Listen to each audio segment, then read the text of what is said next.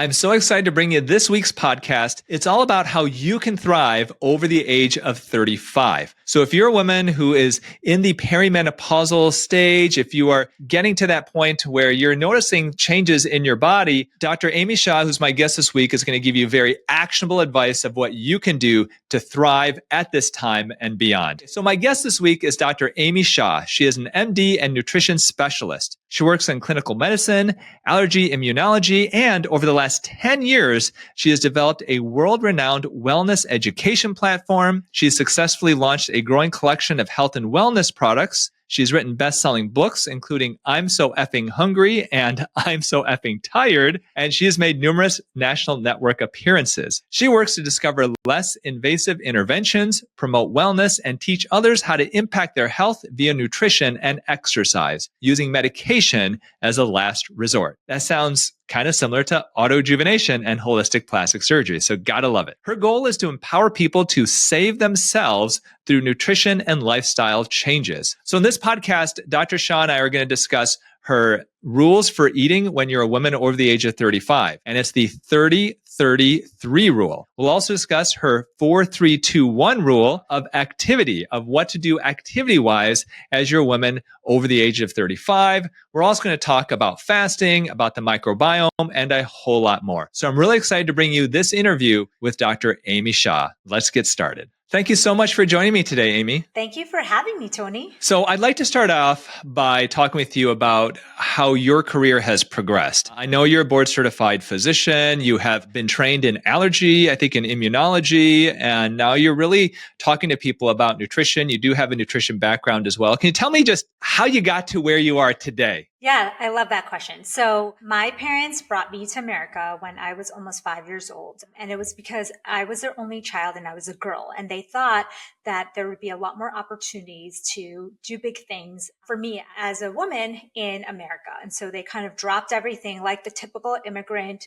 experience I had. You know, I was living in this like motel that was converted into like studio apartments, and it was really difficult. So after I went through all my schooling, so I went to Cornell, nutrition school at Cornell, and then went to medical school and then did my double board certification. And I thought to myself, like, oh, hey, I'm ready to share all my nutrition and medicine knowledge. And I wasn't even sure what specialty I was supposed to pick because I wanted to do this like conglomerate. I loved immunology because of gut health and the immune system. And then, of course, I got out into practice. And you know this more than anyone. Like day one, I had 15 patients scheduled. Day two, I had 20.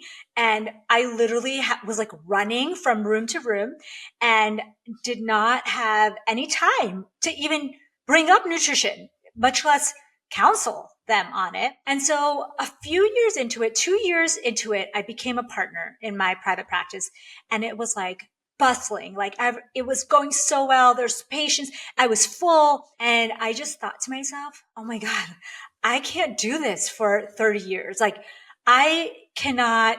This is not what my parents came to the US for. This is not what I want to give to the world. Like, I feel like I have so many gifts to give because I want to show other people their own gifts. Like, there's so much we can learn from learning about gut health, nutrition, women's health, all that stuff. So I was listening to a podcast on the way to work one day. It was the Rich Roll podcast. I think it was like 2000 and I want to say 13, 14. And they were talking about this new wellness website called Mind Body Green. I'm sure you're familiar with it, but some people might not be. It's like a wellness website. And he was interviewing Jason Walkup, the CEO of it. And at the end of the show, they were like, well, anyone who knows anything about wellness knows about mindbodygreen.com.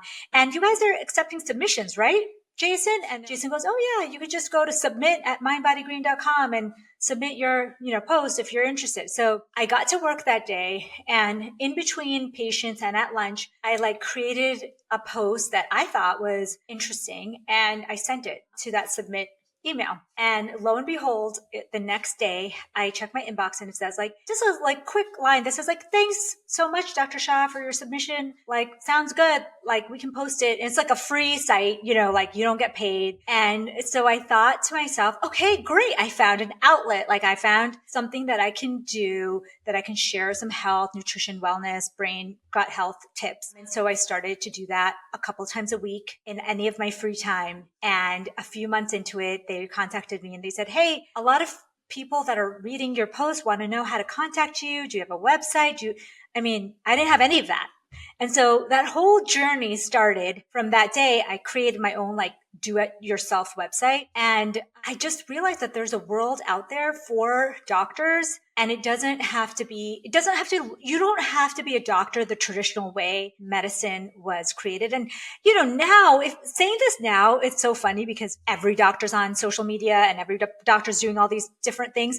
But at least 10 years ago, it was not a thing. And so I dipped my toes in very slowly for a couple of years and just, did it on the side for fun. And so basically now I realize that I have a lot of things to share that can help other people. And honestly, my goal is to help them see their own gifts so they can go live their best life. So can you tell me a little more? You said you did some nutrition training at Cornell. What type of nutrition training did you do? Yeah, so there's a school of nutrition at Cornell, and you can get your bachelor's in nutrition sciences. There was a do-it-your-own major called human biology, health, and society in the nutrition school. And since I knew that I wanted to go to med school, I did this human biology, health, and society major in the nutrition school where you kind of learn, literally what I'm doing right now today is what I learned 20 years ago in college.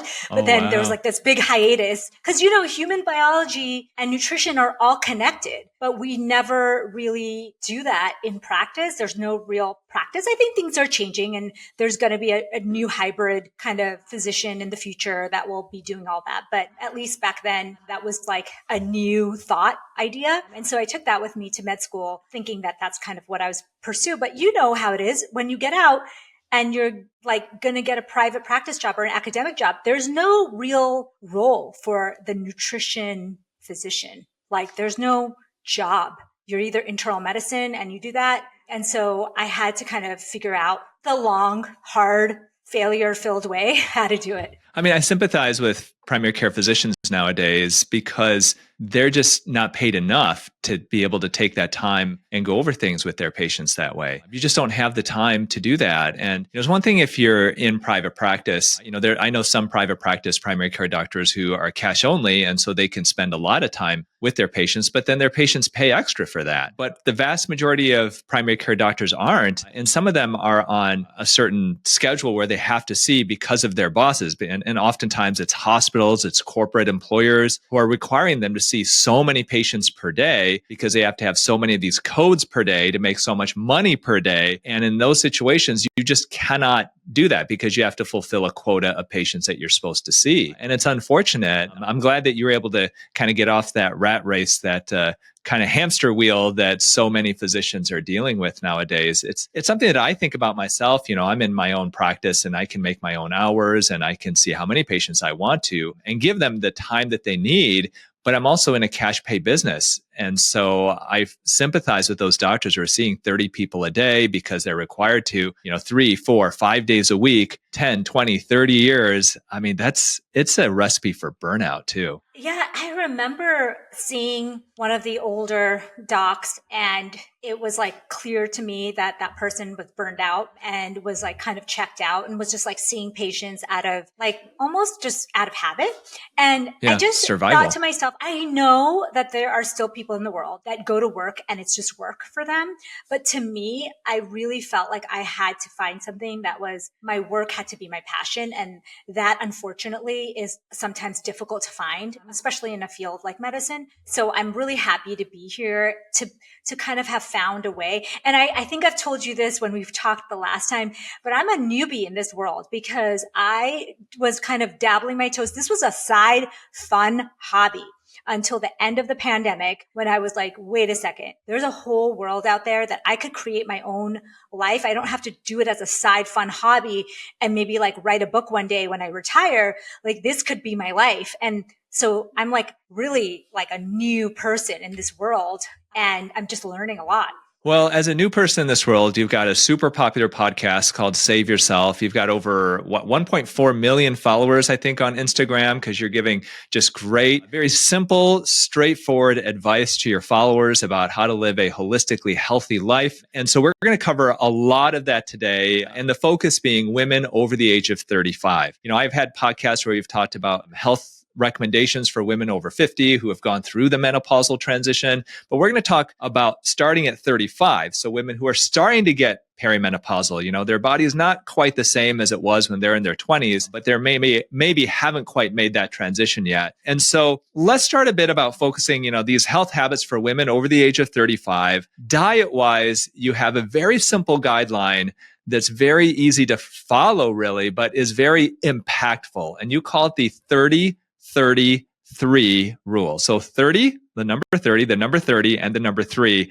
Tell me about what the first 30 of the 30-33 rule stands for. The first 30 of the 30-30 rule stands for 30 grams of protein in your first meal. What that means is that you don't have to roll out of bed and have a protein shake. That's not what I'm saying. But when you do have your first meal, perhaps it's a little bit later in the morning, that meal should have 30 grams of protein. And I think that's a very, very simple but not necessarily easy, simple, but not necessarily easy thing to do that can transform your energy, your gut health, and honestly, your muscle mass as you age. Because, we have our peak muscle mass. We don't get more after the age of 30. Peak muscle mass, peak bone mass. And for women in perimenopause, this transition that happens 35 and up all the way into your 50s, they're losing muscle at rates of 1 to 3% of muscle mass per year. It went from, per decade to per year, because this is a time where your hormones are in flux and you're losing a lot of muscle. So having that 30 grams of protein in your first meal has many different benefits, some of which are dietary, some of which are digestion, some of which are gut health, but also for that muscle and bone piece. So when you talk about 30 grams for the first meal, why is it so important for the first meal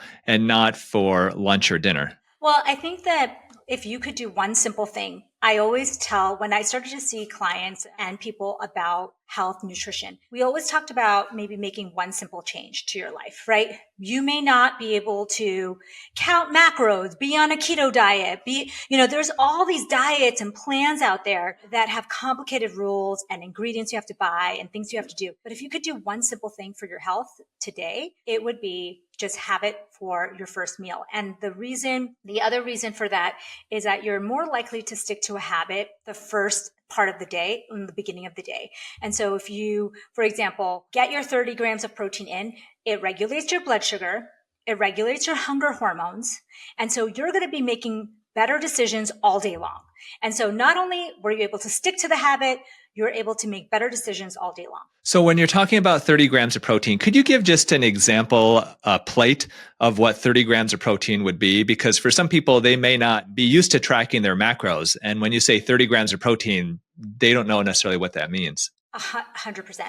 So I'll tell you what I usually do. I'll do an egg white scramble, or put some yolks if you want, a couple of yolks, but make sure that there's like a good number. I want to say like 4 to 5 egg whites and veggies, mushrooms, spinach. There's some superfoods like spinach and mushrooms are superfoods. And you can honestly get all the veggies that you have, some leftovers, and mix that up. And then you might have some probiotic cottage cheese on the side, and that's your 30 grams. You got 20 from the omelet and you got 10 from your cottage cheese.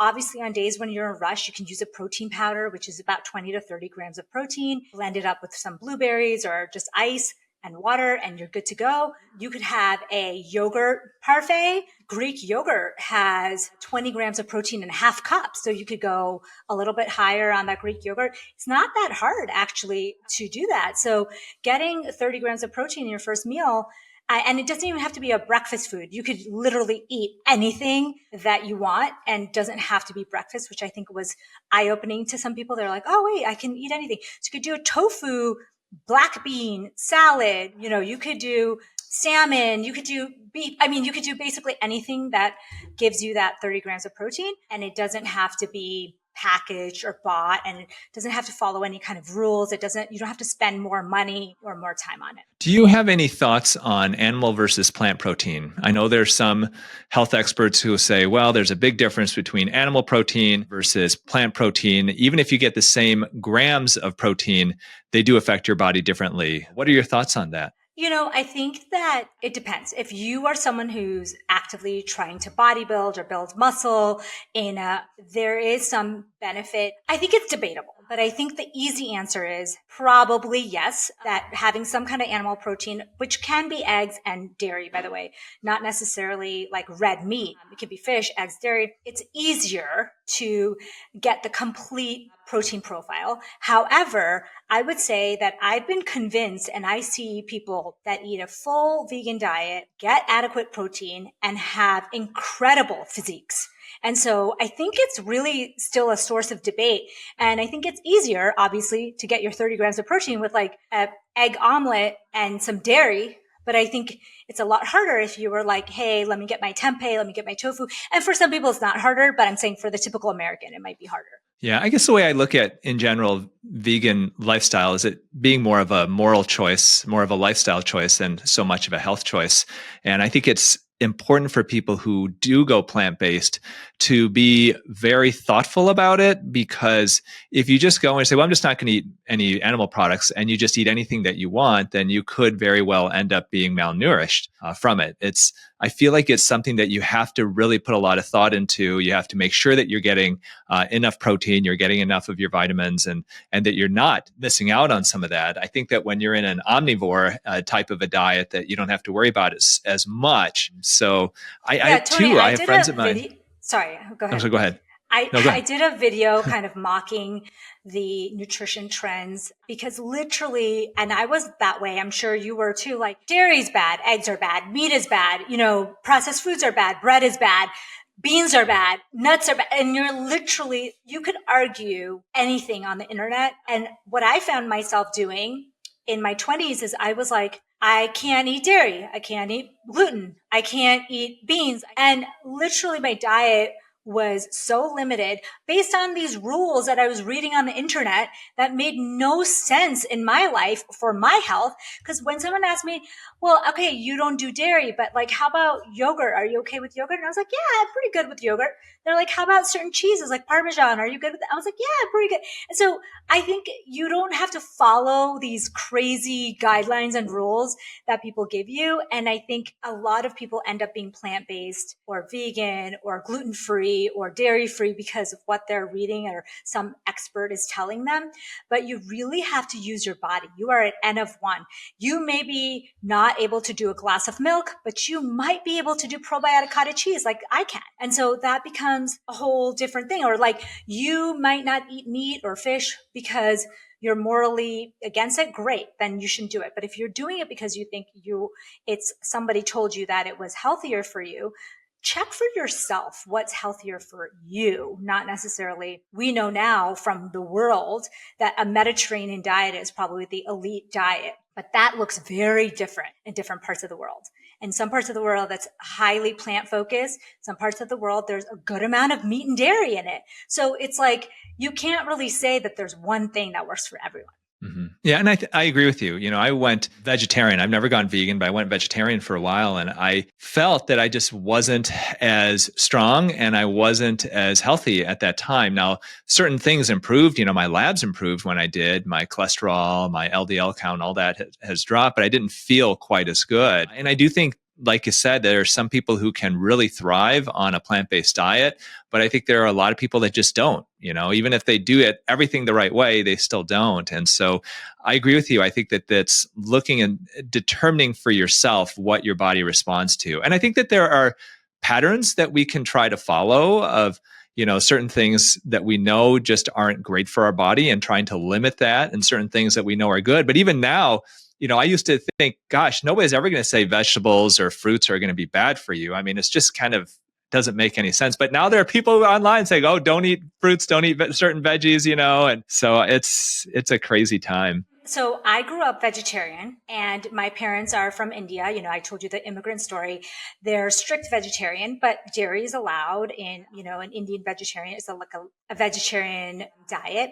And I still am vegetarian. I just add certain dairy and egg products here and there to supplement my protein needs because I grew up that way. And so when I went to college, I had the option of adding in red meat or fish, but you can imagine those cafeteria foods were not something that I wanted to add. And I never preached to someone like, hey, you need to be this or that. It's literally, we know, like you said, ultra processed foods, like we need to limit those. I don't even say eliminate because honestly, you can't really eliminate it. It's 65% of our diet, a typical American diet. So even if you're super healthy, it's probably like 20 to 30% of your diet.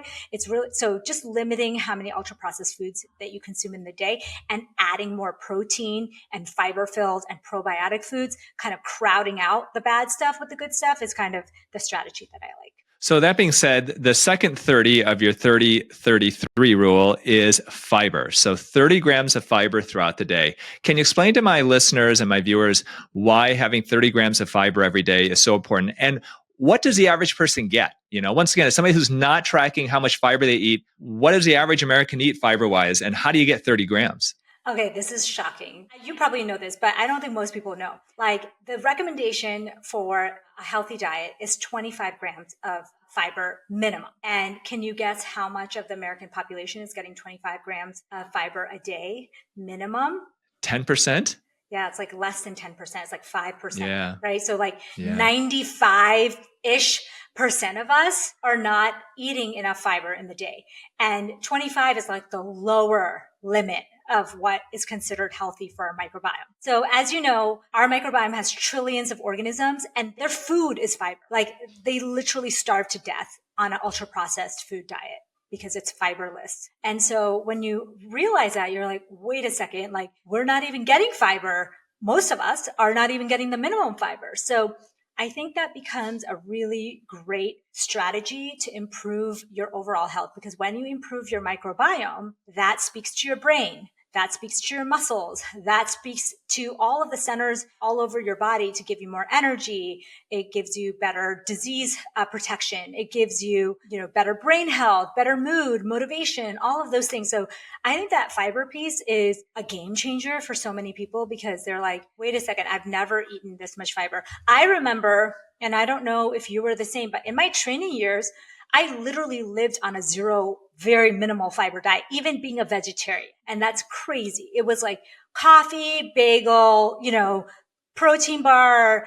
That was kind of like the day worth of food. And then you had dinner and that was pretty much it. So if you were to explain how much 30 grams of fiber would be, how much would that be for a day? So for example, a typical person's eating about like 12 grams of fiber, right? So you would want to pretty much think about doubling or tripling how much fiber you eat. So if you think about the typical person that I describe as myself, Starbucks, bagel, protein bar, and then the only real meal I'm getting fiber, probably all my 12 grams was dinner, where I'd maybe have a salad and some veggies or whatever. So you want to double or triple that. So you might have veggies in the morning, some fruit in the morning, you might have it for lunch, and you might have it for dinner.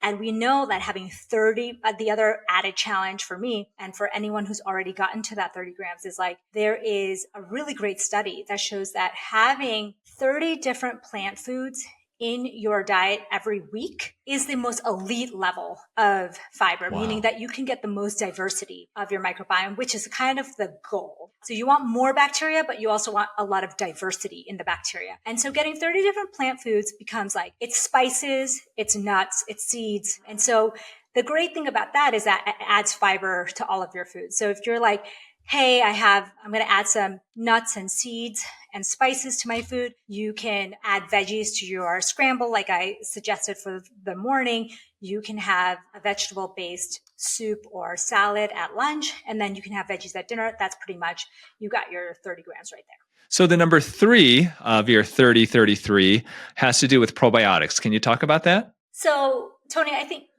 from Asian background, and I think you talk about this, and I am too, South Asian background, there was a lot of fermentation in our diets before modern day. So what they used to do is like to save food, because we didn't have refrigerators, they would kind of pickle them, but make it so that there's live bacteria that preserves that food. So the kimchi, or in other countries, it's the sauerkraut. In Indian countries, there's like all kinds of pickles and that people used to make. Now, once we got to modern times, we kind of lost that art. And we pickle things now, but we don't necessarily ferment them and leave them out. So they're not probiotic. What we have found out is that our gut bacteria love probiotics. Not only do they love it because there's more of them, it's actual bacteria that's coming in. They eat it as food.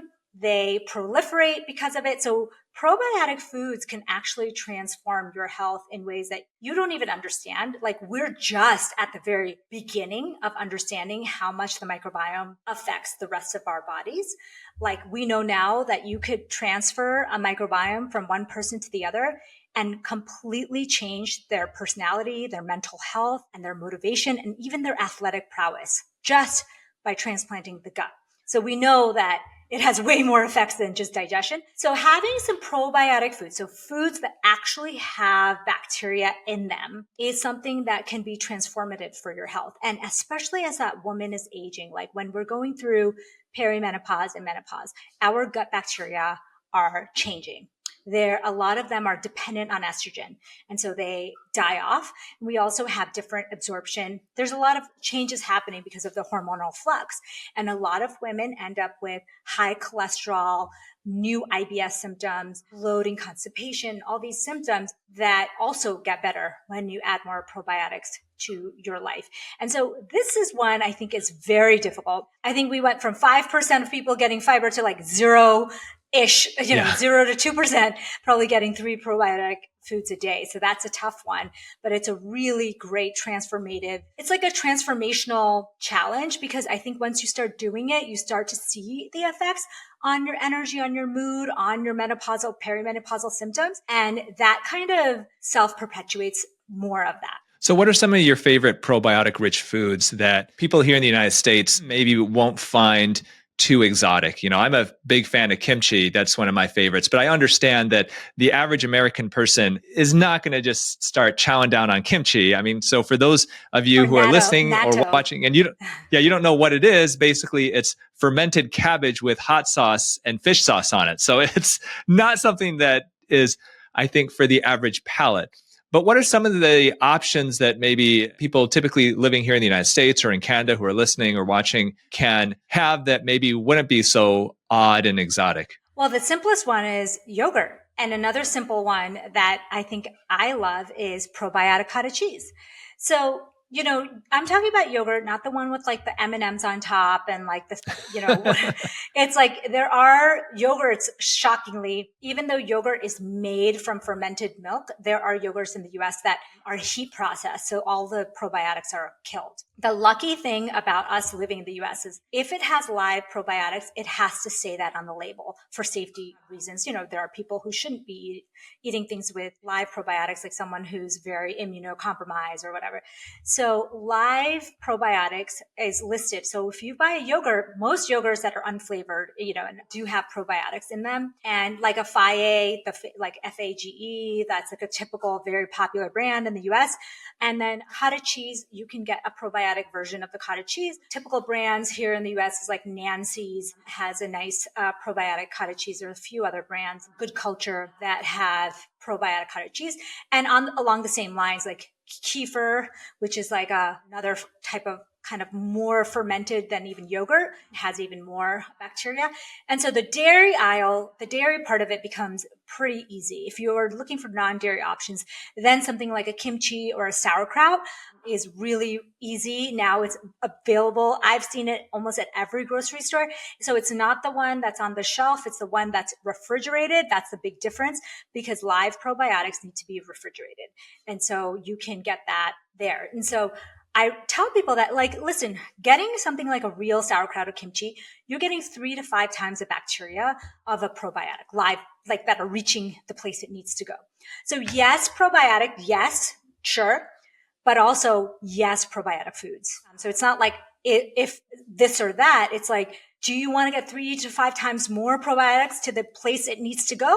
Yeah, so you should incorporate the foods in there too. There's also things like kefir water. There's also things like kombucha, as you know, very popular.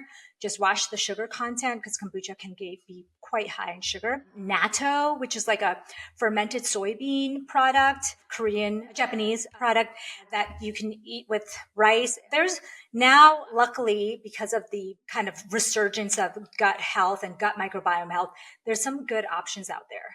Okay, so we have covered some nutritional recommendations for women over 35.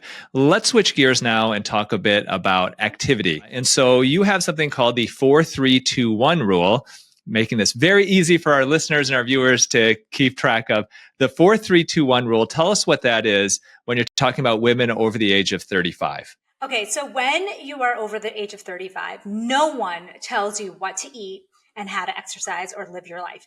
And it's a shame because almost everything that you're going through, the hot flashes, the fatigue, the body composition changes, the low vitamin D, the cholesterol, the itchy, like all of these things that we talk about that are major life disturbances can be partially, if not completely resolved with these interventions. So that's why I talk about them so much because yes, we have medications. Yes, we have hormones. Yes, but this should be the fundamental thing and nobody gets counseled on that. So 4-3-2-1 stands for 4 days of walking or / like biking, or if you like to swim. So 4 days of walking, which is the typical one, because we know that you can actually grow the hippocampal area of your brain, even at an older age. So we think the brain, most of us think the brain is just like, it is what it is, right? You're born with it. And at some point it becomes stabilized, but there's a part of the brain that actually continues to grow and learn and proliferate.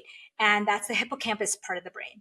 And walking, especially walking in nature, is a wonderful way to grow that area of your brain. In fact, there's studies that show that 40 minutes of walking 3 times a week was shown to grow the hippocampal area of the brain. And so it's a no-brainer in my mind to be able to, add a walk to your daily schedule at least 4 times a week to do that. And especially as you age, because as you know, dementia in general is very prevalent in women after the age of 35 or post-menopause, and you want to do things to protect your brain. There are more than twice as many Alzheimer's patients that are women than men. And I think what happens is the brain is protected with the hormones when you're young. And as you start to lose those hormones, we see lots of mood and brain related, cognition related issues that are happening in women. And so this is something you can easily do to counteract that. The 3 is weight bearing exercise. It doesn't have to be lifting weights at the gym. Yes, it can be, but it can be any type of, you can do push-ups at home. You can do Pilates. You can do weighted vests. That's a weight bearing activity as well.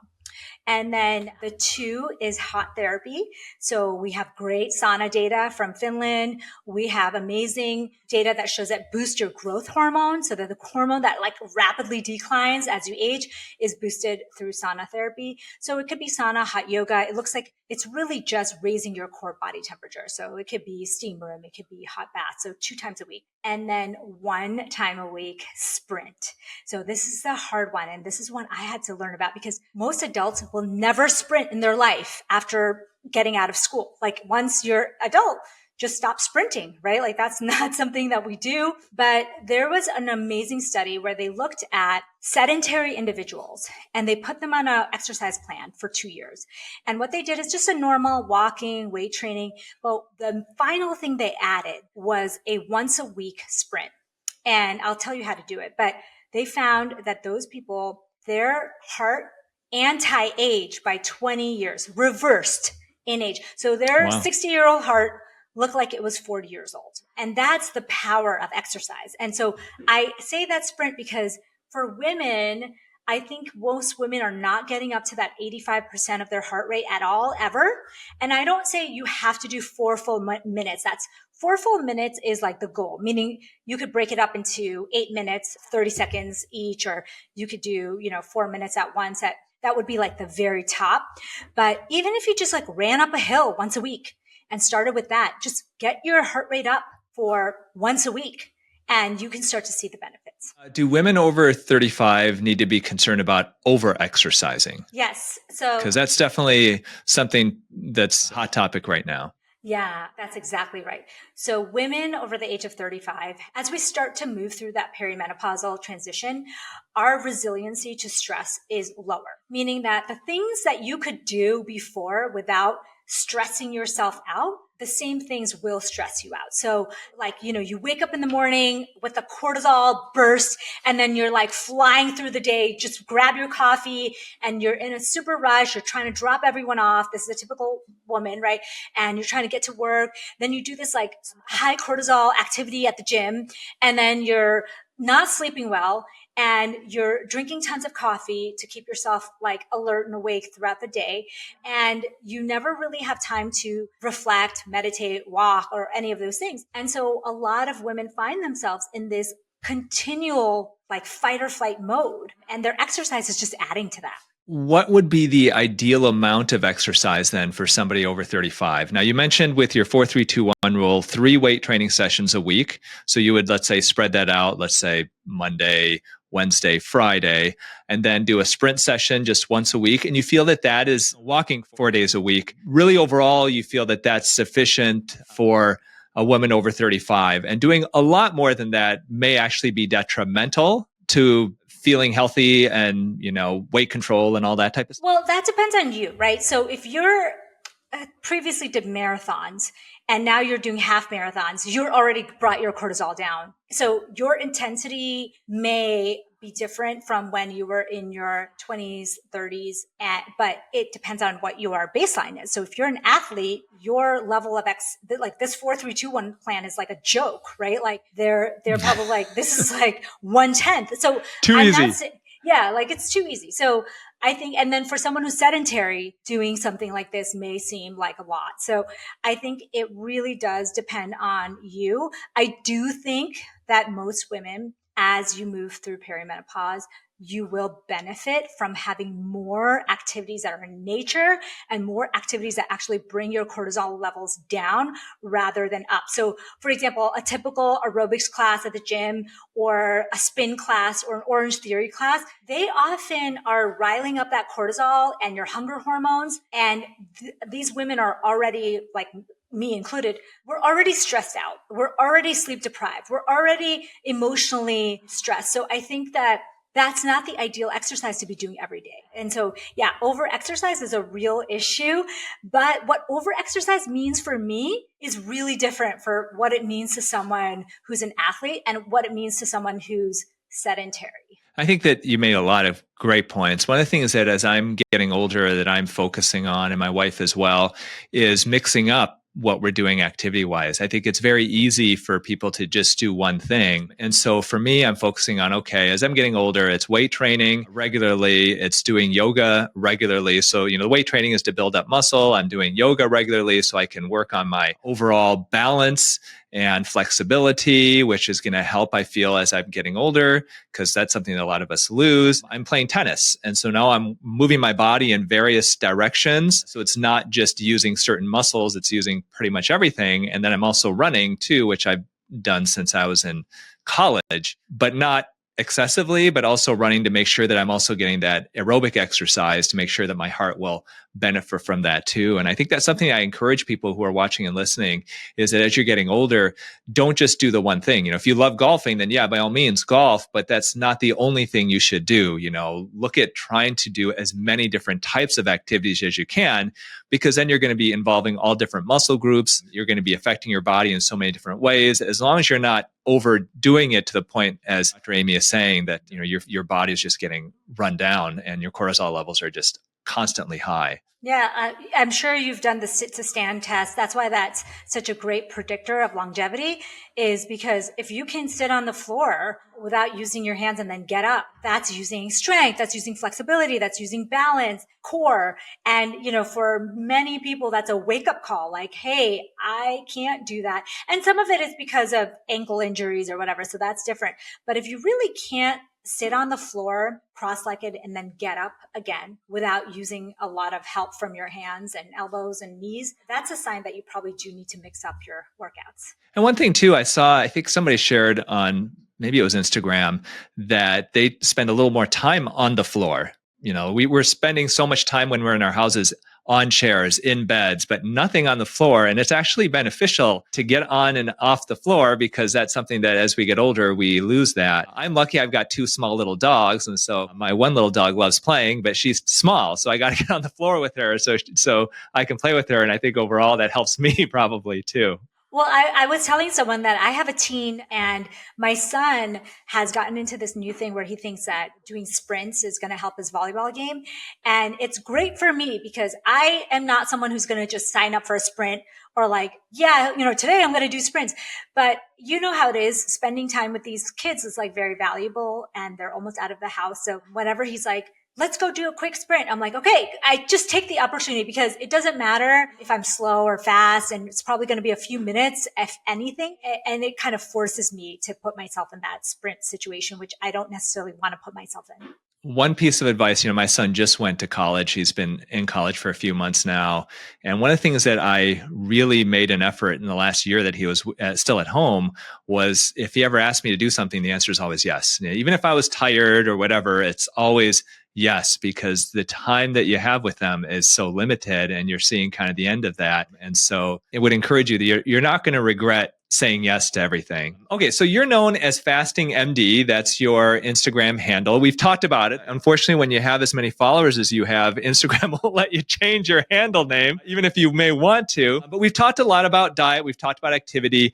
Let's talk a bit about fasting. What type of fasting do you recommend for women over the age of 35? Because this too has become a pretty hot topic amongst health circles. Yes. So the one that's a no-brainer, the one that almost everyone can do, is circadian style fasting. So what that means is 100 years ago, when we didn't have microwaves and Uber Eats, we could pretty much stop eating. We'll have maybe small snacks after sundown, but we pretty much stopped eating after dinner. And then you didn't eat again until a little bit later in the morning, because you didn't have access to these packaged foods immediate, breakfast. And that is how our body is built. We run on circadian rhythms. 80% of our body's processes run on circadian rhythms. So when you're eating at the very tail ends of the day, your body is getting confused, because light is a signal. We're already getting confused by getting so much blue light late at night. And then we're confusing it by giving our digestion that should be on sleep and repair mode all this huge bolus of food late at night. So I think it's a no-brainer for anyone and everyone. Like, it's not even like, I know it sounds like an intervention because it's 2024, but think about it.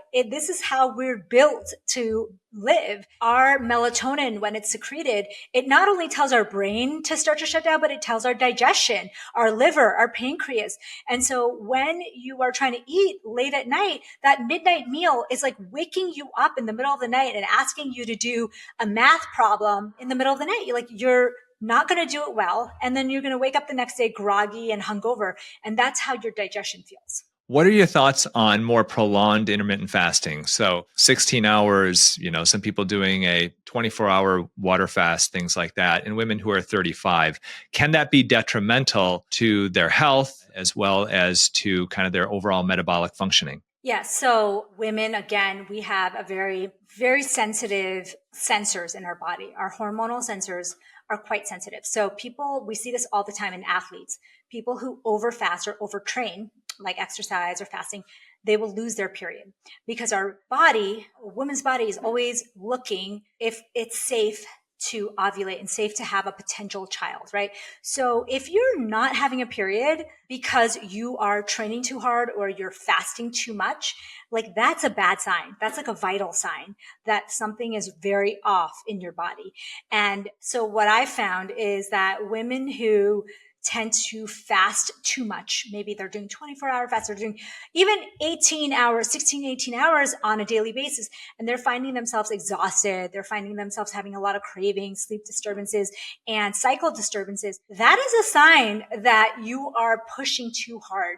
And like I said, women athletes do know this because when they're training too hard, you would also lose your period.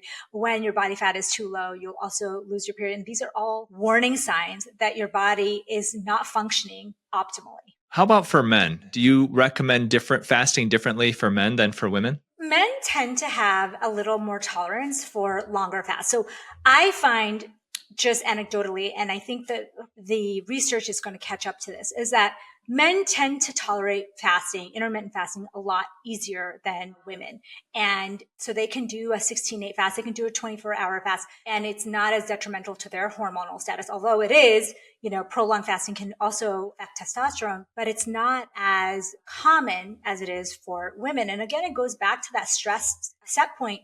As you move into your late 30s, 40s, and 50s, that set point is a lot lower. And so the things that did not stress your body out before, in combination, you can be doing a few things at the same time and really put yourself in that stressed body, high cortisol mode, and disrupt your hormones, disrupt your sleep, disrupt your appetite, disrupt your brain function. And so I warn women that when they're in that perimenopausal stage, really listen to your body. If you're having sleep disturbances, cravings, you're having more stress, you're having cycle changes right when you started fasting, that's probably too aggressive for you. Come back to circadian style fasting and move up from there, and don't necessarily just follow the crowd when it comes to fasting.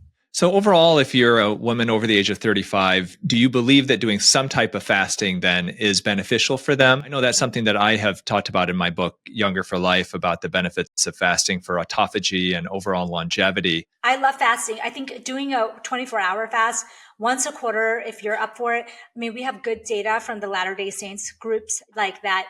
They have a Sunday fast that they do for religion purposes. And even when you control for all the other good habits, like, they don't smoke, they don't drink, they do all these other health promoting activities. Even when you control for all that, it seems like that fast, that 24-hour fast, is really beneficial for heart health and overall health in general. So there is something that you and I know about called the fasting mimicking diet. For our listeners and watchers today, this is a 5-day limited calorie diet that you can buy from a company called El Nutra. And it's 5 days where they basically give you a limited amount of food. And the idea is that the foods are very carefully chosen to trick your body into thinking that it's fasting. So the idea is that you're eating a little bit of food, but your body doesn't realize that because of the foods that are chosen, and you can get potentially the benefits of fasting and the autophagy, stem cell renewal, and all the benefits that can come with a 5-day limited calorie fast, essentially.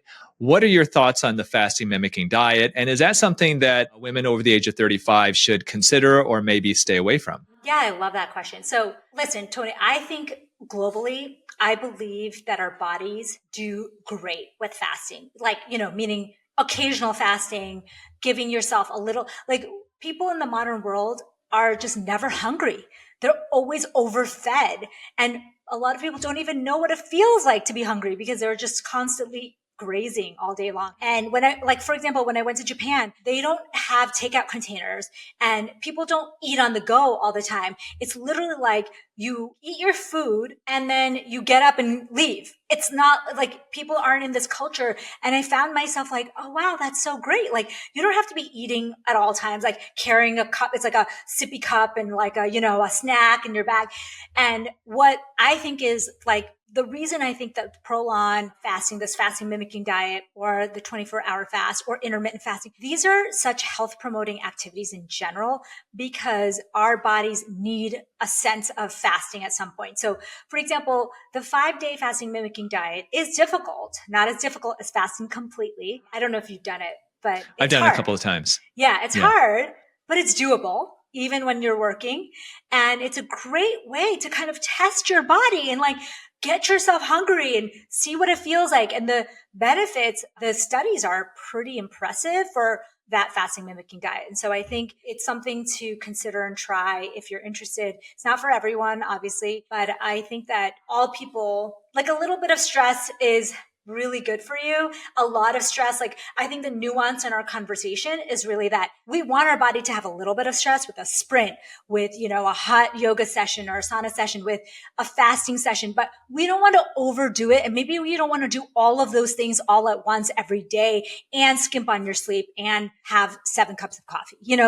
I think that's the nuance, is like, yes, a little bit of stress with a baseline of recovery. And I think that's exactly the key. Is chronic long-term stress is not good for your body, but short periods of acute stress can be very good for your body. And that could take the form of fasting, as long as, once again, it's not something where you're essentially starving yourself. And I have done the fasting mimicking diet twice. I thought it was a great experience. The first time was a bit difficult, but interestingly, you go through periods. I think what I learned the most from it, first of all, is it's 5 days. And when I hit day 4, especially when I hit day 5 and you're eating very little food, you're on day 5 of eating very, very little, I all of a sudden felt great.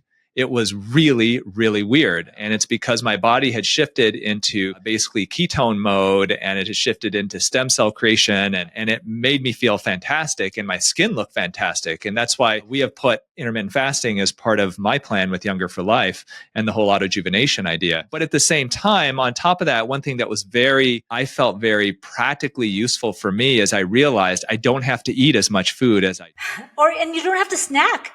Yeah. Going to Japan and doing doing the fasting mimicking diet and going to Japan, those two things happened for me at the same time. Like, I did Japan in December and I did the fasting mimicking diet in January. And I thought to myself, I snack way too much. Even as someone who talks about health and nutrition all day long, I was constantly eating like every hour or every couple hours. And I realized I didn't need that. Or you have a meal that's a lot larger than you need to fill your stomach. That's what I found, is that I can eat smaller meals now and feel satiated and not feel like I have to eat 50% more, which I probably did on average before that. So I really should do it again. Yeah, I know. Well, my problem with diet culture in general is, like, I grew up in diet culture, right? Like in the 90s and 2000s. And I was in college during that time, or med school. And it takes up so much brain space to always be thinking about food and always be thinking about like being thin or like and I feel like it's so freeing to find like that 30-33 and the 4-3-2-1 and all of the stuff we're talking about is really to free yourself from this kind of confusion, overwhelm, and diet culture, and really put your energy into something that is actually going to do great things for you. Like, go live out your gifts, rather than being obsessed with all this other stuff. So my guest this week is Dr. Amy Shah. She has a website, amymdwellness.com. That's amymdwellness.com. We'll put a link in the show notes. And also, you've got the Amy MD Network. Can you tell us a bit about that? Yeah. So I wanted to find a way to interact with people live. I know, Tony, you get probably thousands of messages a day, if not every week or whatever, and you can't respond to everyone.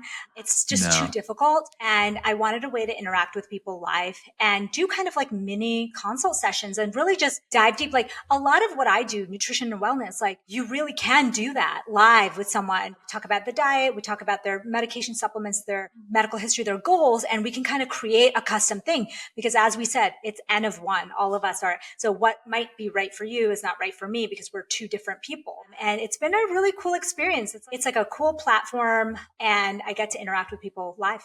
So anybody can sign up for this? Anybody can sign up for it. It's at amymdnetwork.com. It's a really cool new platform. It's like Mark Cuban is one of the co-founders. He's created a really cool kind of place for people to meet. It's really cool. And you can also find her at Fasting MD on Instagram. I really appreciate you joining me today. And Thanks. Check out her podcast, the Save Yourself podcast. Super popular. Yes, I was a guest on it just a few weeks ago. Probably when this comes out, it'll be a few months back. We had a great discussion. So I really want to thank you for joining me today. You've given such great information on the 30-33 rule, the 4-3-2-1 rule. I think it's very actionable, very simple things. This is, I think, some of my favorite information, because it's so easy to get into the weeds, but you don't need to be healthy. You could stay with these very simple rules, and they can make huge changes in your life.